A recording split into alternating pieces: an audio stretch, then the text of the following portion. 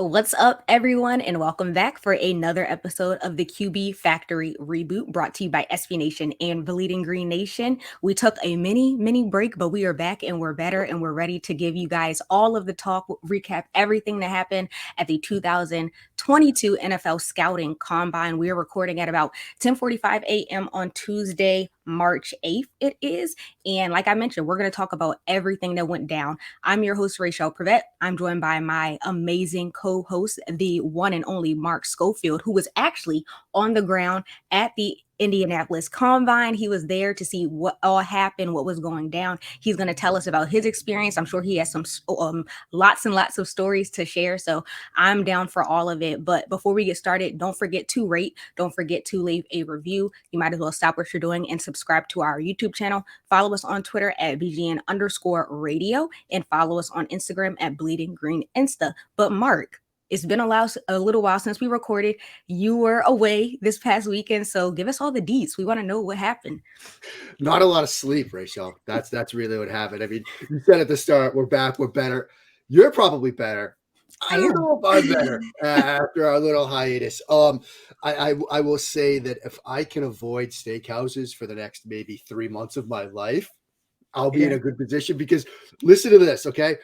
Tuesday night, group of 8 of us, including our good buddy Ben Solak, St. Elmo's Steakhouse, where you go, that's the institution. You get the steak, you get the shrimp cocktail with their St. Elmo's horseradish sauce, which if you get it in the raw area of your mouth, you will have tears just streaming down your face because it's like loaded with horseradish. It's like if you catch it just the wrong way, it's going to have the tears streaming down your face. The second night, Ruth's Chris Steakhouse for dinner. It was like a group of like 13 of us, including our good friend Mike Kay, who was at that dinner. And then the third night, the Brazilian Steakhouse, Fogo de Chao. And so it's to the point. The one constant through all of these dinners, even though there were different groups of people, was Arif Hassan, my buddy who covers the Vikings for The Athletic. Okay. And so we were at the table at Ruth's Chris sitting next to each other because we sat next to each other, oddly enough, on all 3 meals. And when we were deciding what to eat that night, Arif turned to me and was like, look, we had steaks last night. We're going to a Brazilian steakhouse tomorrow night. We can't kill ourselves. So let's be like a married couple. Yes. I'm going to get the salmon. You're going to get the stuffed chicken breast. We'll share it and we'll prepare ourselves for what's going to happen tomorrow night. So that's what we did. Okay.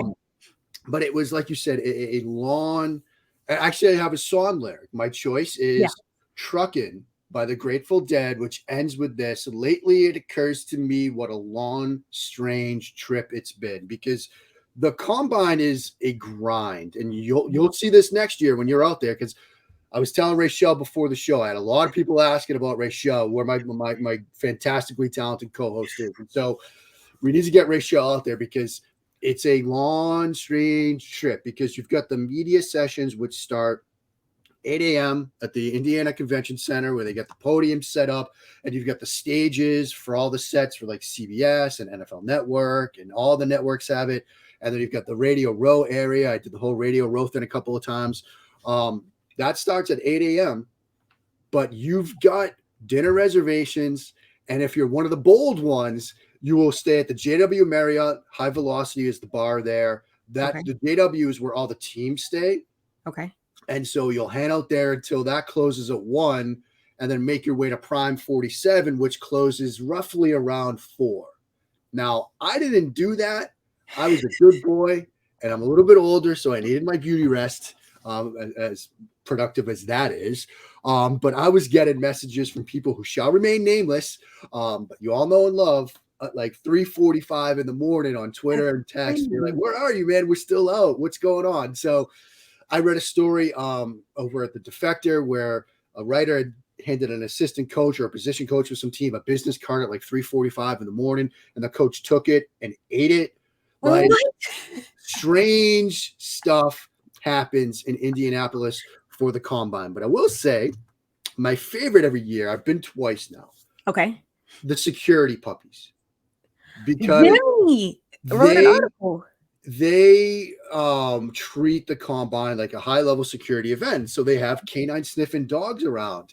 And one of my favorites, I met them all, was Canine Officer Sherman. He was a little like like golden retriever type looking dog, but he was so nice. His handler, she was extremely friendly. Gave me his little like a baseball card, telling the stories about growing up with his family in North Carolina and how he's a member. Apparently, there's like a police dog union. It's like Paw Patrol kind of situation. What? But yeah, they're all super cute and super friendly, but they're walking all over the place. I told you before the show, I walked 27 miles when I was in Indianapolis because of all the walking you do. And I was using a motorized scooter when I was around at night. Our aforementioned friend, Arif Hassan, he and I were staying at the same hotel. And the first night, Tuesday night, I saw him riding one of those motorized scooters that you can get through Uber, back to the hotel. And he talked me into doing it the next night. And we were like scooter buddies riding through the streets and the sidewalks. I need footage. Indianapolis, like a little biker gang. But it was fun. Like you're riding around these little scooters. And so that was fun. The final story I'll tell, and then we can move on to the other stuff. The last night, I was walking to dinner with Ed Valentine, who runs Big Blue View. Yes. Part of SB Nation. And there was a guy that was also Ed and I were in the same hotel, which is right next to Lucas Oil Stadium. And he got off the one elevator. Another guy got off another elevator and said hi to me because he and I had been on shows before. And it's like, who is that guy? And I told him who it is, and I'll tell you guys at the end. And then so Ed and I go out the side door, and turns out that person that you said hello to went out the front door and then looped around, and we started talking with him, and he was walking with us, and I introduced him to Ed, and we had this long talk about how he and a buddy had gone to a cigar bar the night before, a whiskey and cigar bar. They had each had like 2 whiskey drinks and 2 cigars each, and the bill had a comma. Like it was just at a really expensive tab and all that stuff, but he was super friendly, and it was really cool to introduce this guy to Ed. Steve Tasker, who used to play for the Buffalo Bills. He now hosts One Bills Live, part of the Bills coverage, and who should probably be in the NFL Hall of Fame. But you're walking down the street in downtown Indianapolis with Steve Tasker, the former NFL special teams ace, and he's telling you about a ridiculous bar tab he had the night before, and he was actually on his way to go see a women's Big Ten tournament game. Nice. The women's Big Ten basketball tournament was in town, and another friend of his had a daughter who was playing, and so he was going to see the game. And so, he saw women's basketball players walking around. He saw cheerleaders walking around. It was a long, strange trip, Raichele, and now I need to catch up on sleep. Well, hopefully we don't record too long so that you can take a nice midday nap, catch up on your beauty sleep because, it's important. You need it. It is important. As you can see, I need all the beauty sleep I can get. No, but I did think it was funny that you mentioned the puppies, the canine dogs, because Jimmy Kempski wrote an article, and he also did a Twitter thread. And I was like, this is a thing. And he was literally introducing every single puppy and a fun fact about them. And I thought that was the cutest thing. So they're adorable. And there was one that was right by, usually posted up by the security, because you have to go through security to get to all of these places as well. And there was like a security check-in stand to get into the media room where like the podiums are for the players and all that stuff I was talking about. And there was like a chocolate lab that was posted up there all the time. And that puppy was absolutely adorable. And like, they all have these little vests on that say like huge letters, like "do not pet," because you see them and it's like, oh, hello, and you want to pet them, but they're doing a job, and so you gotta respect their space, and they're trained. Obviously, if like somebody goes after them, they're gonna respond the way they're supposed to. So that's why they have those warnings. But the security pups at Indy are I've been there twice, and they stole the show both years.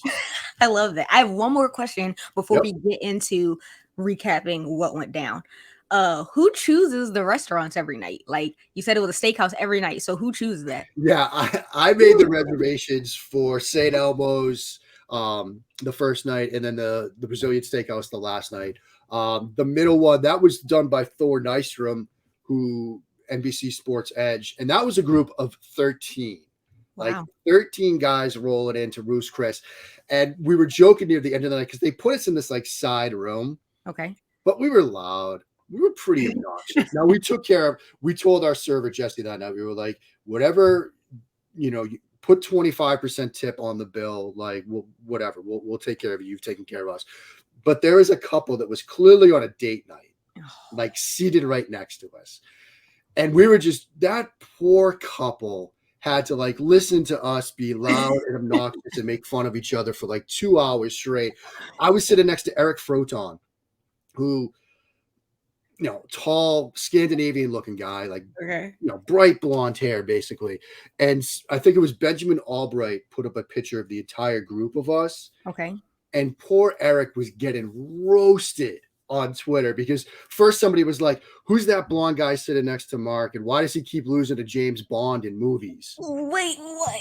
And then somebody else was like, I didn't realize the kid from Slytherin grew up to write about football. No. We were just, and poor Eric was just like, I am getting killed on Twitter right now. It's not fair, man. I'm just trying to have dinner. Yes. But yeah, so the 2 of the 3 nights, it was me reserving steakhouses. Okay. And so now, it's what you do. And it's interesting. A lot of people are saying that they might move the combine, and people are like, sports writers are going to miss their favorite steakhouses. We'll find new steakhouses. But Indianapolis, it's a great setting for this event because everything is there. The hospital where they do all the medical testing, it's like 6 blocks north. Okay. If you're a team staying at the JW Marriott, you can get from the Marriott to the convention center to Lucas Oil Stadium without ever going outside. It's all connected by like skywalks and tunnels. And so nice. Like the last time I was out there, we had a like snowstorm at the end of it. You could stay inside and still hit everything you needed to do because of how connected it all is. And my last afternoon, Thursday afternoon, I finished work early. I had a couple of hours to kill before dinner. And so I walked to the downtown mall. I walked through like the Indianapolis Artscape, which was like beautiful. Then I walked down Washington Street. I visited the Indiana State Museum, which was kind of interesting. Okay. There was like an art museum full of like Western and Native American art. I walked through that. I even went to the NCAA Hall of Champions, which is a museum that honors like national championship teams at the college level. That's all walkable. Like it was super cool. And so, yeah, you can move it to LA and you'll be stuck in traffic for 45 minutes to an hour trying to get from one place to another. You can move it to Dallas, and I'm sure Dallas, we'd find new restaurants to eat and all that stuff. Indianapolis is like so well connected for this event where you can just walk to everything. It would be sad if they moved it. I mean, I hope that I can attend in Indianapolis before they decide to move it, so I can, go through the rite of passage and get that experience. It sounds like it's amazing. Yeah, it's super fun. And this one had like I didn't go to the Senior Bowl. Okay, this had the feel of a reunion. Okay, because like this was the combine, like in 2020, that was the last travel a lot of us did. That was the last time I saw a lot of these people. And, there's a thought that like this was right before COVID. It was the combine, like a super spreader event, because a lot of us were saying, yeah, I get home from the combine a couple of years ago and I didn't feel good for a couple of days. And that was like pre-COVID, before like all the tested and stuff. There were a lot of like awkward hugs, and there were a lot of like awkward high fives because, you're seeing people that, through the medium of Twitter, you interact with sometimes on an hourly basis in a group DM or whatever. Now you're finally seeing them again for the first time in a couple of years. And so it had this like awkward reunion type feel to it too. But, it was good to be out there. It was good to talk to some of these players. It was good to get kind of a feel for what's going to happen over free agency. It was good to hear from Howie. It was good to hear from Sirianni. They were, they had as I wrote, they presented a very much a unified front on the Jalen Hurts question. Yes. Like it was, we're going to help Jalen. We're going to develop Jalen. And I know we've joked that Nick Sirianni listens to this show, but he talked about how you saw where Jalen was at the beginning of the year, and you see where he is at the end of the year, and you see that upward growth and development, and you see the areas where he's improved in terms of pocket management and pocket presence. And it's like, that's what Raichele and I have been saying for months. So thanks for listening, Coach. Thank you. Thank you for listening. It sent us a keg from Lower Marion Beverage. Like, you got Jason Kelsey.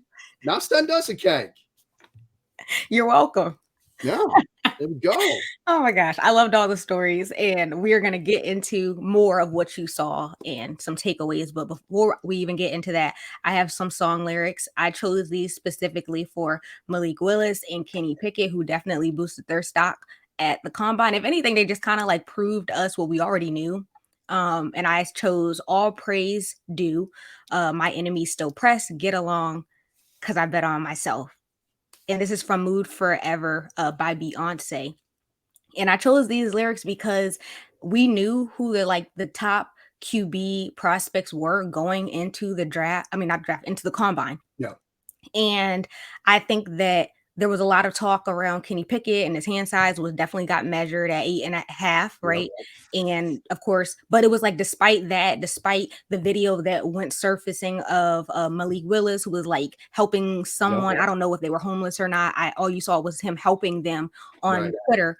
But there was a lot of like negativity surrounding both of those names. So the fact that they were still able to, not be phased by everything that was going in the media. Some people saying that Malik Willis was faking it and it was staged, and some people talking about Kenny Pickett. Regardless, both of them, I feel like, did a really good job just being mature, and then also just looking extremely comfortable and confident when they were in their workouts. So I chose that because the enemies are going to talk, the haters are going to talk regardless. There's always going to be something negative to say, but I think that they both betted on themselves and showed up. And if anything, they looked even better than they did before they went to and showed up at the combine. Yeah, absolutely right. And, I think one of the undercurrents in one of the more dominant conversations while I was out in Indianapolis was the idea of Mitchell Trubisky as a viable option in free agency for teams that need help at the quarterback position. And, that really sort of stunned me, but I do also think that, like, that's part of what, how teams might feel about this quarterback class, right? Mm-hmm. And we don't know about Malik Willis. We don't know about a Kenny Pickett. We don't know about a Desmond Ritter. So we're going to sign in free agency Mitchell Trubisky, who had as many meaningful passes last year in the NFL as I did. But we're going to do that rather than draft one of these guys. And with all of that going on, these guys performed. And the combine is it's a circus. This draft process is a circus. It's the longest and strangest interview process for a job known to all of humankind. But to be able to, and it's not just the quarterbacks, but like a guy like Jordan Davis, the defensive tackle from Georgia, who at 341 pounds rips off a 4.78 40-yard dash. It was just like, oh, you guys thought I was just a 2-down run stop and defensive tackle. No. Yeah. I'm a little bit more than that. And I'm going to run a faster 40-yard dash than like some of the receivers and tight ends that are here. Mm-hmm. Like, to see these guys sort of all block out the noise and perform, while meanwhile, they're going through some surreal experiences. Like you hear, I think it was Zion Johnson, the interior offensive lineman from BC, who was like, I was just in a meeting with Mike Tomlin. Like, oh my God. Like, these are like 21, 22-year-old guys that are like, they're getting their faces scanned from Madden. And they're on the cusp of being in a video game they've grown up playing and dreamed of being in. Yeah. Now they're going to be there. Like, they're performing in front of coaches. Like, it's a surreal experience for them as well. And to be able to block out all of that and perform the way these guys do each year, it's incredibly impressive, especially, the two quarterbacks you just mentioned. Much respect to them, because I don't know if I could do it. Like, just imagine if, and I'm sure you had that happen because you were a quarterback at one point, in college, and all of the scrutiny you're hearing, all of the negativity, but everybody can't handle that.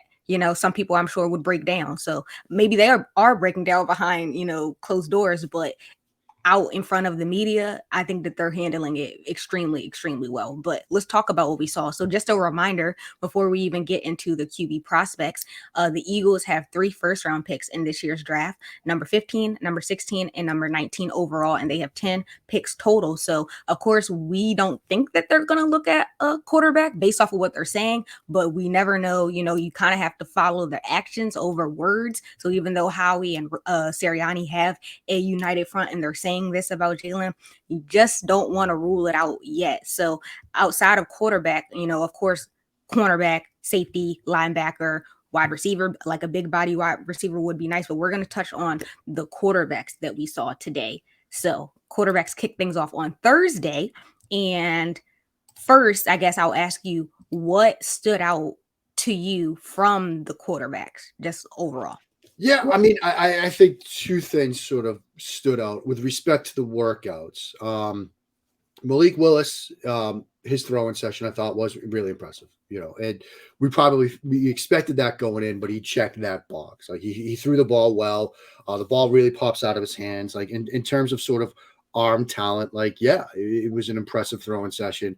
The deep ball, the velocity, the way it spins out of his hands, and all of that good stuff checks a lot of boxes that way. I think the way that Desmond Ritter tested from an athletic profile, like, ran really well, like the agility drills and stuff, the testing that he did, I thought he did a very good job. Opened some eyes a bit, because watching him on film, Raichele, I didn't see this like Marcus Mariota type of guy that could be a weapon both as a runner and a thrower. Like, Ritter was more of a pocket movement management kind of guy, the way he played at Cincinnati. Cincinnati didn't do a ton of stuff like that with him. And to see him sort of open that up, I thought was really impressive. So those two sort of impressed from a workout standpoint. I think from a meeting with the media standpoint, Matt Corral from Mississippi and Carson Strong from Nevada really sort of impressed me. And it was for similar reasons. It was that leadership quality that I think teams really look for in a quarterback. And it sort of stems from an injury kind of standpoint, because Matt Corral obviously played in his bowl game, got hurt in his bowl game. And then there were a lot of questions like, do you have any regrets? And he's like, no, absolutely not. Like, people were asking me before the bowl game and the weeks leading up to it if I was going to opt out. And not for a million years. Like, I'm not going to leave my teammates behind in a bowl game. They're the ones who got me here. Like, I'm not going to turn my back on them. I didn't have no regrets whatsoever, even though I got hurt.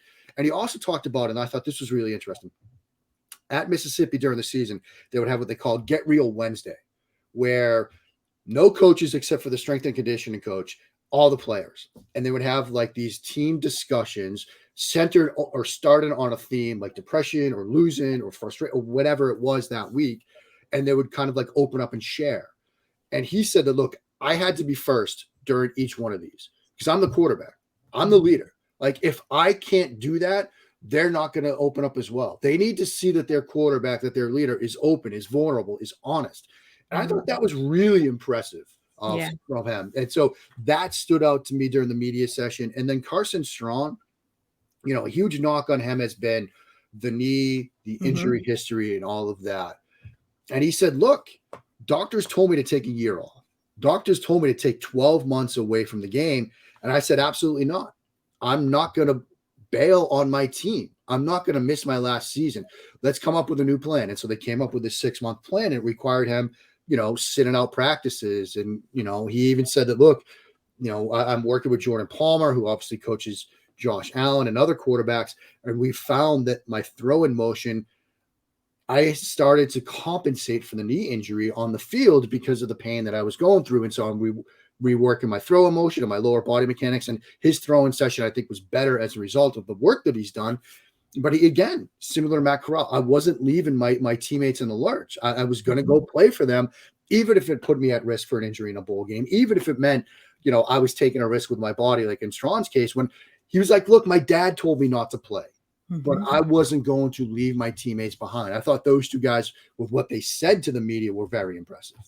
And it talks a lot about the character. You hear so much. We know that the quarterback position is definitely most important in the NFL, but we a lot of times just look at like the physical and like how athletic they are, but we're hearing so much more about people's character. And I think that's why the interview process at the combine and just talking to the media is so important, because you have to see what type of player you're going to draft. Right. If they can't be a leader of men, then it's like, Yeah. And quarterback, it's not a snap to whistle position. It's a huddle to whistle. It's a locker room to whistle. It's a meeting room to whistle. It's a Monday morning to Sunday night position. Like, you have to be the face of the franchise. You have to be a leader. Now, that can take different forms. Like, you don't have to be the like rah, like jump up and down, yell at people, Tom Brady type of guy.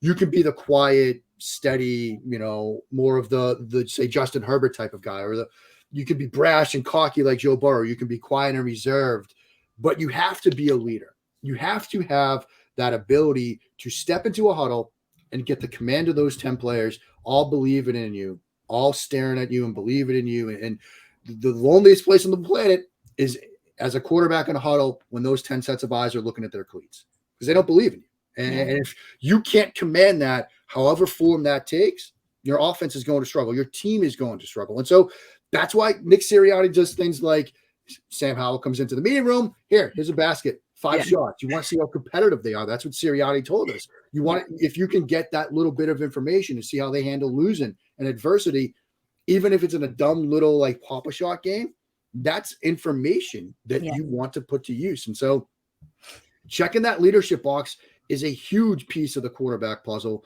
And I think Matt Corral and Carson Strong checked out at the podium. You talked about losing a little bit, and I want to take a quick break really quick. But when we get back from the break, I want to ask you, who do you think the quarterback, any losers were when looking at the QB class? And we're going to talk a little bit more about some of these prospects, but we're going to take a really quick break and we'll be right back.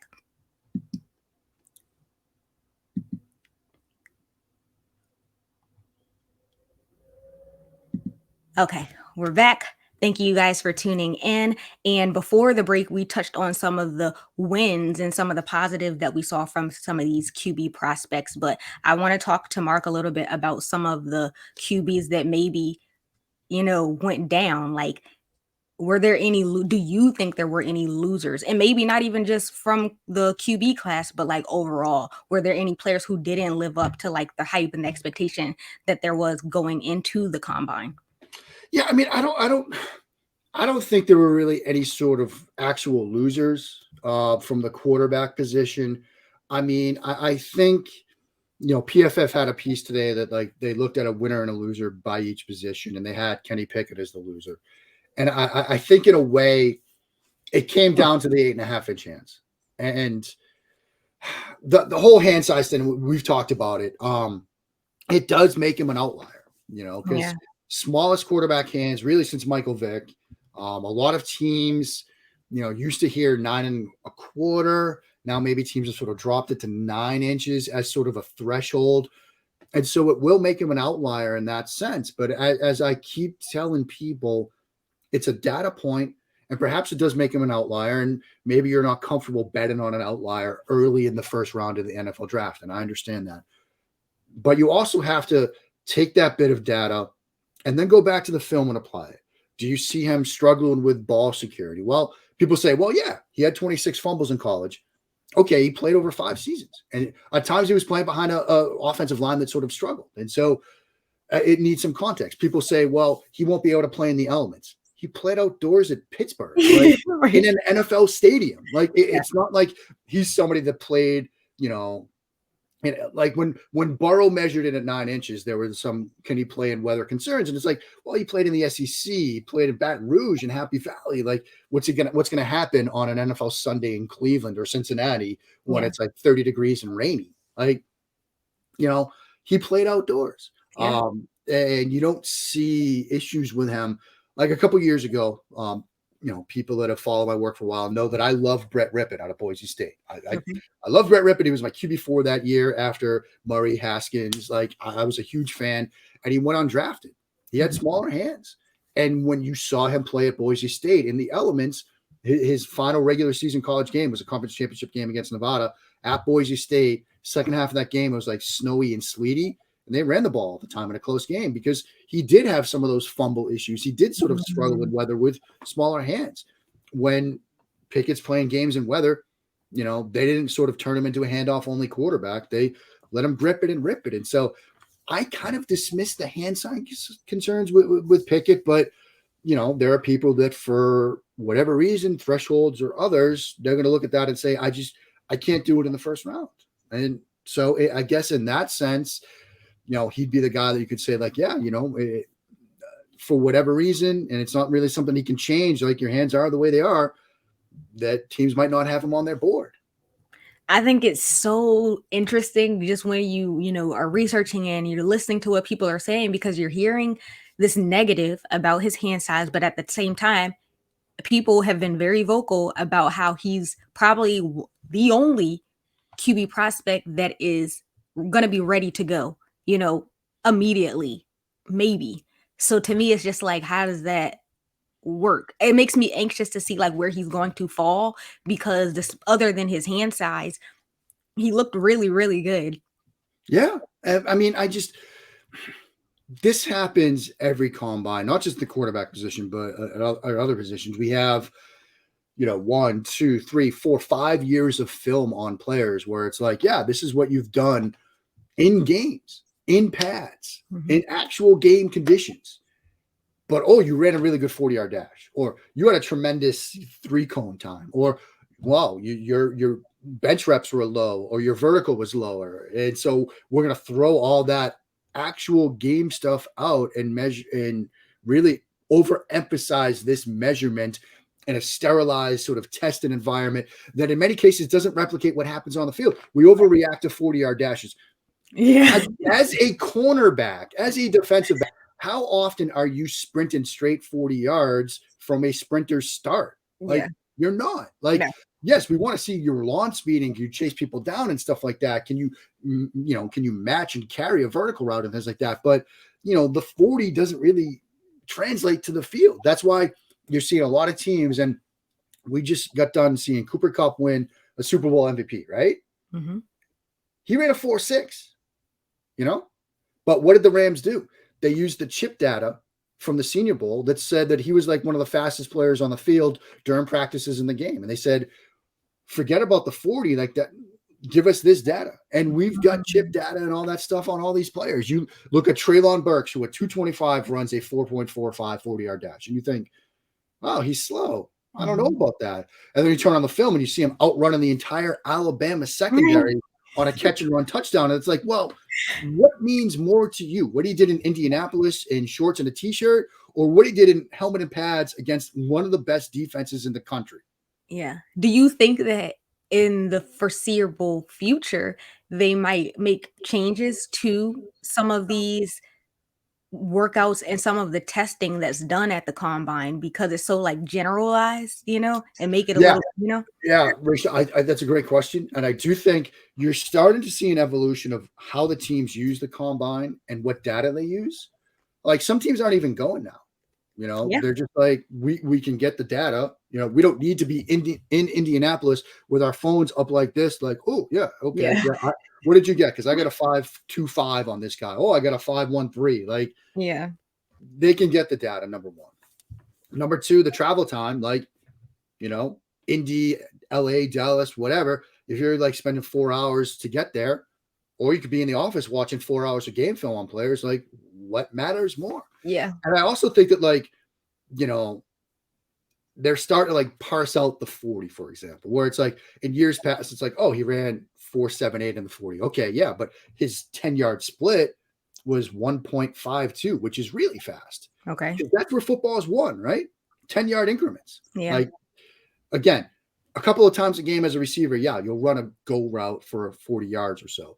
But most of the time, the throws are happening within 10 yards of the line of scrimmage. And what might matter more is your change of direction skills, which is why something like the 3-cone matters. Yeah. And so, I think there's an evolution going on with how teams use the combine and what they use it for.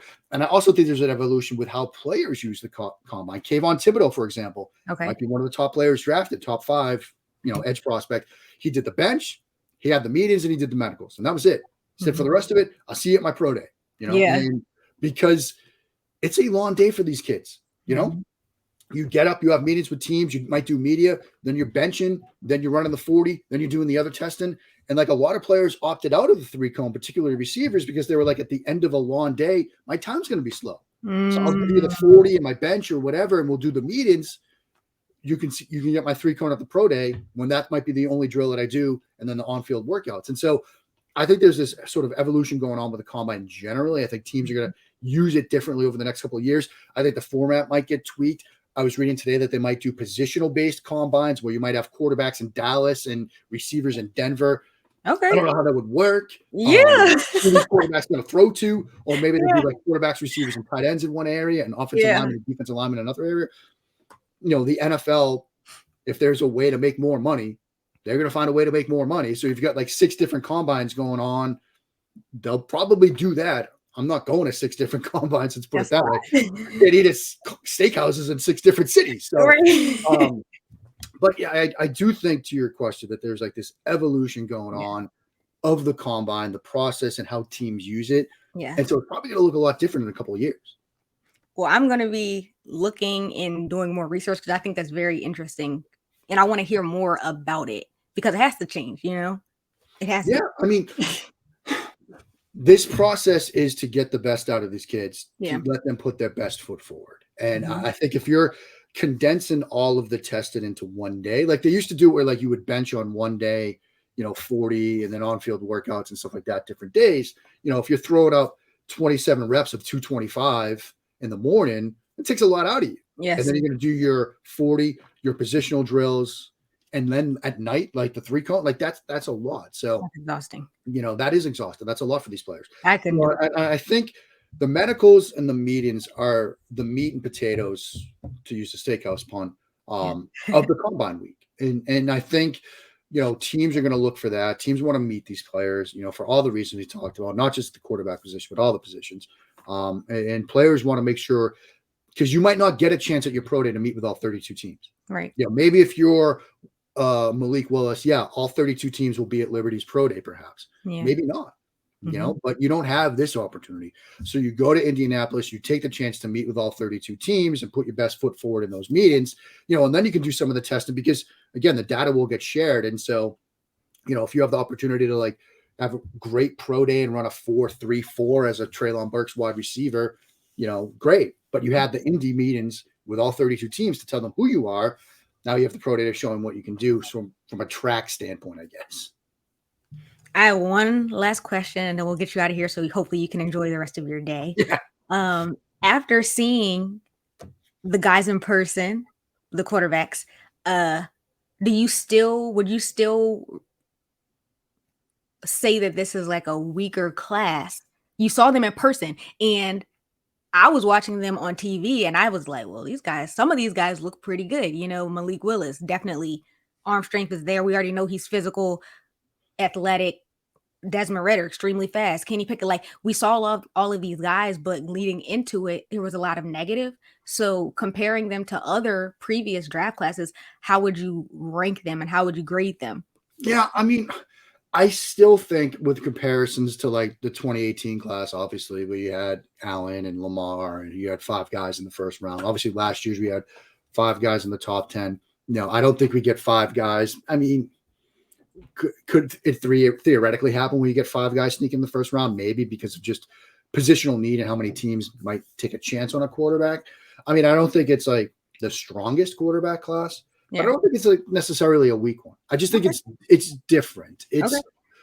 It's a more scheme and situational dependent quarterback class than in years past. Like I think last year you looked at, Trevor Lawrence, you looked at Zach Wilson, Trey Lance, Justin Fields, and you're like, yeah, these guys are probably going to be pretty good wherever they end up. I mean, even you can make a case for Mac Jones, who was probably a bit more scheme dependent and situational dependent. I think all of these guys kind of need to be in the right environment. Like Kenny Pickett needs to be behind a good offensive line. Malik Willis needs to be in a situation where he can sort of grow and have weapons around him. Like Denver at 9 might make a lot of sense. So I think these guys are just a different group. I hate to use the phrase like weak quarterback class or bad quarterback class or anything like that, because they're still talented. Very. It's just they're going to need more from the like surroundings around them at the NFL level than in other quarterback groups. But that's not necessarily a bad thing. Yeah. And front offices and coaching staffs should be trying to do that anyway. I mean, just because Trevor Lawrence is like a tremendously talented quarterback prospect doesn't mean you don't give him help. For right? sure. You should be looking to help these guys anyway. And so, I think these guys did help themselves, because again, a lot of the talk going in was this is a bad quarterback group. Like, are you drafting any of these guys in the first round? Do you think any of these guys can play? We come out of Indy. Malik Willis is now, a lot of people saying he's coming off the board at 2 to Detroit. And, we're going to get, 4 guys in maybe the top 20. Like, I think the conversation has changed a little bit, which goes to tell you that, like, yeah, these guys as a whole helped themselves last week. Thank you. Thank you for sharing your thoughts. Yeah. But like I said, we're not going to keep you too long. This is a longer episode than normal, but we got some story time in it earlier. So, but that's going to be all for this episode of the QB Factory Reboot. Thank you so much for sharing your insight from what you witnessed and your stories, your observations. We appreciate it. Hopefully you guys listening appreciated it. I hope that you guys all take the time to leave a review, to subscribe to our YouTube channel, to follow us on social media. But do you have any last words, Mark? I'm just excited to get some rest, excited to properly hydrate and things like that after a week in Indianapolis. And as always, go Eagles. Go Eagles.